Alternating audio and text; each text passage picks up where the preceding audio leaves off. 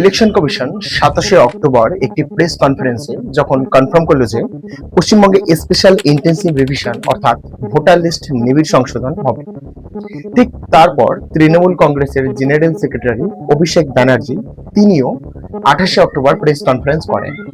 করে বলেন এই এসআইআর সম্পর্কে বেশ কিছু বলেন। তার মধ্যে একটি কথা বলেছেন যে একটা সিঙ্গেল এলিজিবল ভোটারের যদি নাম কাটা যায়, অর্থাৎ একটা ব্যক্তির যদি নাম কাটা যায়, তাহলে 1 লক্ষ মানুষ বাংলা থেকে যাবে ধর্ণা দিতে দিল্লি এর ইলেকশন কমিশনারের অফিসের সামনে। ঠিক এমনটাই বলেছিলেন। এইখানে আমার কোশ্চেনটা হলো যে পশ্চিম বাংলাতে এতটাই বেকারত্ব ভর্তি যে 1 লক্ষ মানুষ যাবে ধর্ণার জন্য, তা আবার দিল্লিতে। কারণ দিল্লিতে তো আর একদিনের জন্য কেউ যাবেন না, তাই না?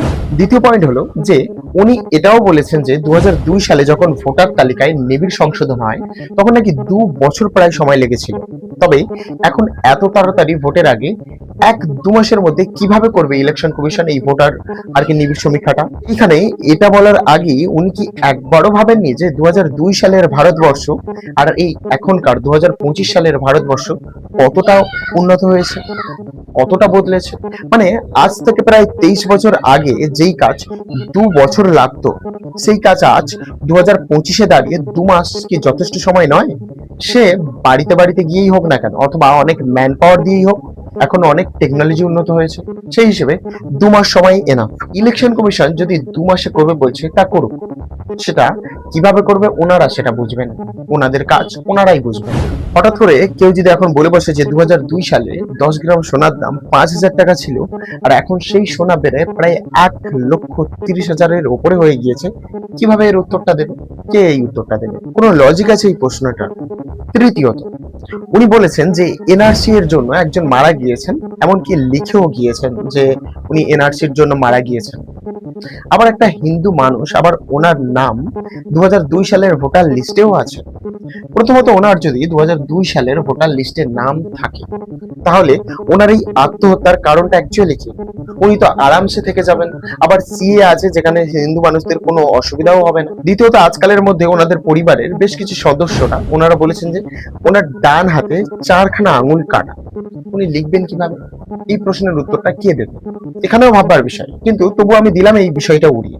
অভিষেক ব্যানার্জির কথাই যদি আসি, উনি বললেন যে এনআরসি এর ভয়ে উনি আত্মহত্যা করছেন, তার জন্য দায়ী ঘনশ্যাম অর্থাৎ ইলেকশন কমিশনার এবং তার সঙ্গে অমিত শাহ আছেন, আমাদের হোম মিনিস্টার। ওনাদের নামে নাকি উনি এফআইআর করবেন এই বিষয়টা নিয়ে, যদি ওনারা এই বিষয়ে দায়ী হয়ে থাকেন তো ওনার কথা অনুযায়ী। তাহলে আমরা এটাও তো বলতে পারি যে হাজার হাজার পরিবারের ঠকানো হয়েছে চাকরি চুরি করে এই পশ্চিম বাংলায়, হাজার হাজার মানুষের স্বপ্ন ভাঙা হয়েছে, কত মানুষ কত আন্দোলন করেছে, কত মাথা মোটাদের থেকে ঘুষ নিয়ে চাকরি দেওয়া হয়েছে। তারা যে শিক্ষাগুলি কি প্রপার দিয়েছে, স্কুলে পড়িয়েছে হাজার হাজার স্টুডেন্টদের কাছে, যে শিক্ষাগুলি বিতরণ করেছে সেগুলো কি কিভাবে বিতরণ করেছে, কি বিতরণ করছে, সেগুলো কি কোনোভাবে ফেরত নেওয়া যাবে?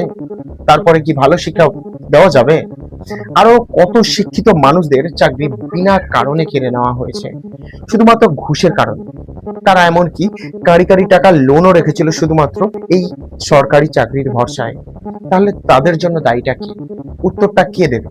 তাহলে আরো কত কত লক্ষ লক্ষ ছেলে মেয়েরা পড়াশোনা ছেড়ে দিয়েছে বারবার এই চাকরি চুরির জন্য, চাকরির আর আশায় রাখেনি।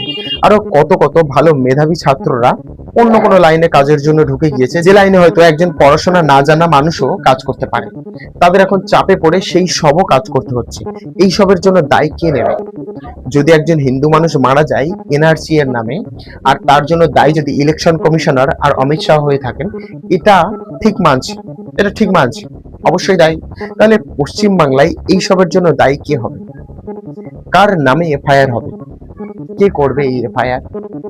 কার শাস্তি হবে? কে দেবে সেই শাস্তি? তবে অভিষেক ব্যানার্জির একটা কথা খুবই খুবই খুবই ভালো লেগেছে, যে উনি একটা লাইন বলেছেন যে যদি তৃণমূল পশ্চিমবঙ্গে যদি আরো বেশি ভোটে যেত আগের তুলনায়, অর্থাৎ আগের তুলনায় যদি আরো বেশি ভোটে যেতে, তাহলে কেন্দ্রীয় সরকার যেন সমস্ত বকেয়া টাকা অর্থাৎ পশ্চিমবঙ্গের পাওনা টাকা যেন ফেরত দিয়ে দেয়। এই ভাষণটা সত্যি খুব ভালো লেগেছে। আমরা আলাদা পার্টি চাই না, পরিবর্তন চাই। দরকার নেই আলাদা পার্টির। যদি তৃণমূল সরকারই আমাদের সমস্ত চাওয়া পাওয়া এবং জনগণের যে টাকাগুলো টাকাগুলো সেগুলো যদি সঠিকভাবে খরচা করে, সঠিক জায়গায় সঠিক মূল্যে যদি খরচা করে। বিহারে এই কিছুদিনেই কংগ্রেস আর আরজেডি মিলে একটা ম্যানিফেস্টো তৈরি করেছে ভোটের আগে, যে ওনারা ভোটে জিতলে এইগুলো জনগণের দেবেন। আমরাও চাই আমাদের বাংলায় ভোটের আগে কেউ আমাদেরও এরকম একটি সত্যিকারের প্রতিশ্রুতি দিক, উন্নয়নের প্রতিশ্রুতি, স্বচ্ছতার প্রতিশ্রুতি। আমি বিহারের নিয়ে এমনটাই বললাম কারণ আপনি একবার বিহারের যে আরজেডি এবং কংগ্রেসের যে লিস্টটা আপনি একবার যদি প্রপার ভাবে দেখেন, তো দারুণ করেছে একেবারে, যে কেউ ইনফ্লুয়েন্স হয়ে যাবে। ভোট পরবর্তী হিংসা কমলে আশা করি তৃণমূল আরো ভোটে জিতবে।